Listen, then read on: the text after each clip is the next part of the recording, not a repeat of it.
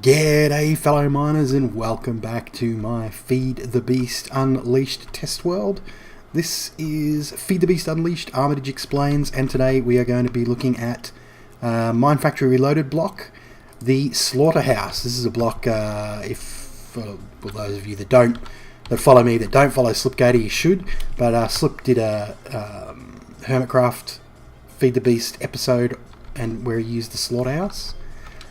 And basically what this block does is it slaughters mobs, and from the mobs it generates two liquids. One is liquid meat and the other is pink slime. And I'm going to explain the benefits of all of these items and more. So let's get on with it. Okay, so I'm going to skip the recipe for the Slaughterhouse because it depends on your config settings. Some configurations will have this recipe, which is tied to thermal expansion.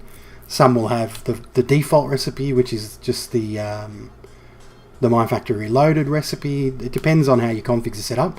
If you want the recipe, look it up in NEI. It's very, very easy. You can find all the subcomponents by clicking on them, and you can craft them by using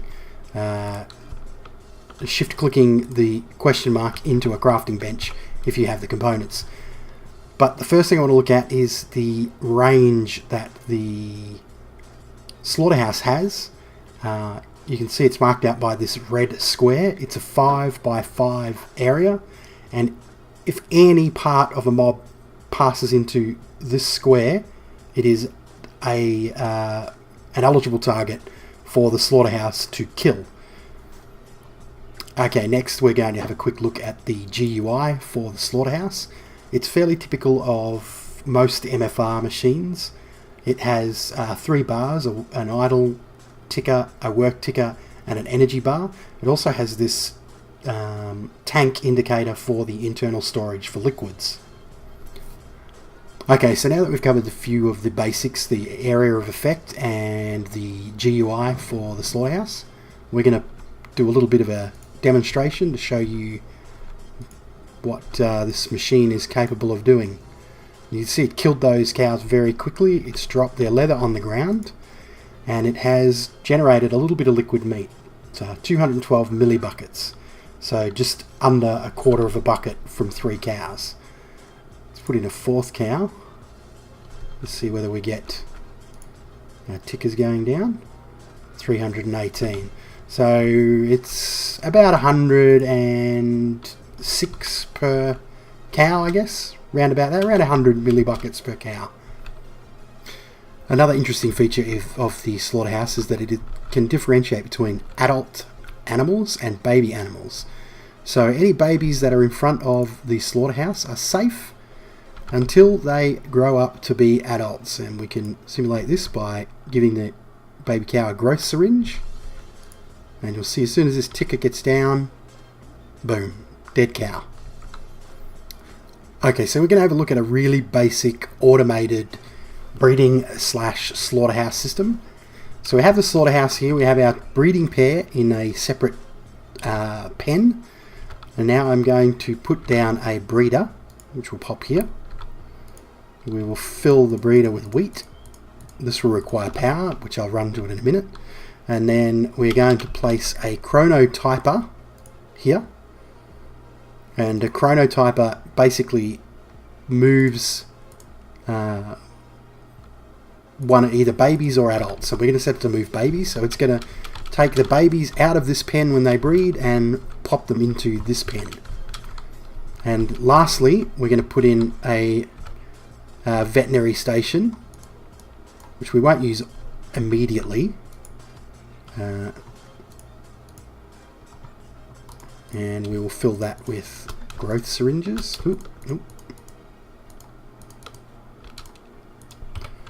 And I'll wire these up and then we'll fire up the system. Okay, so we have all our machines wired up and ready to go, and we're going to turn on our breeder.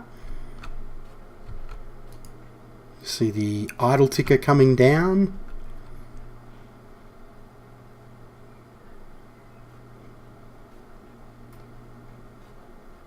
And there we have our first baby. And you can see it gets pulled into our pen, where it is safe from the slaughterhouse until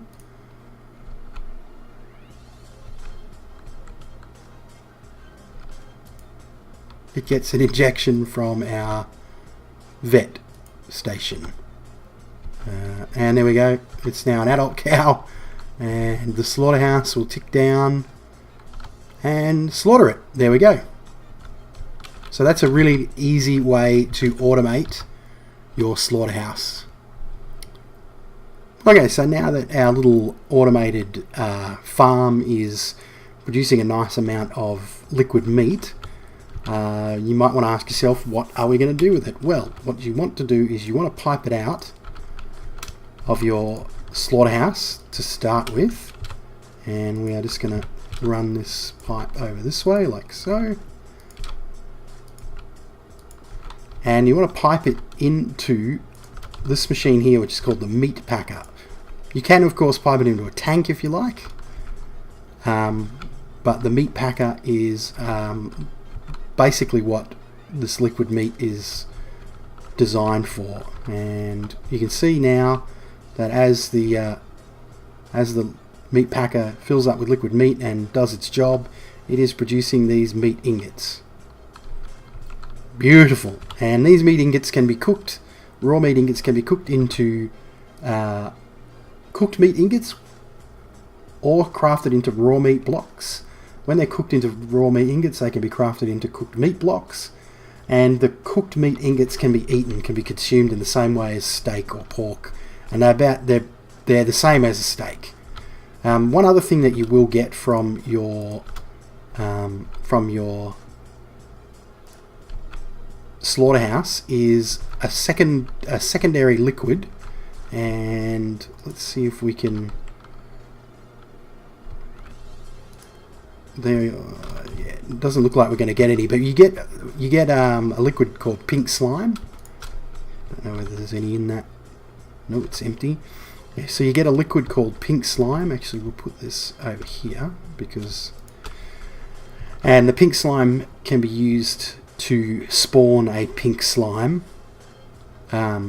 which can be killed to get a pink slime ball, which is part of the recipe for the laser drill pre-charges. If you remember, a few episodes ago I did an Armitige Explains about the Minefactory Reloaded laser drill, and this is how you get the pink slime balls for making that.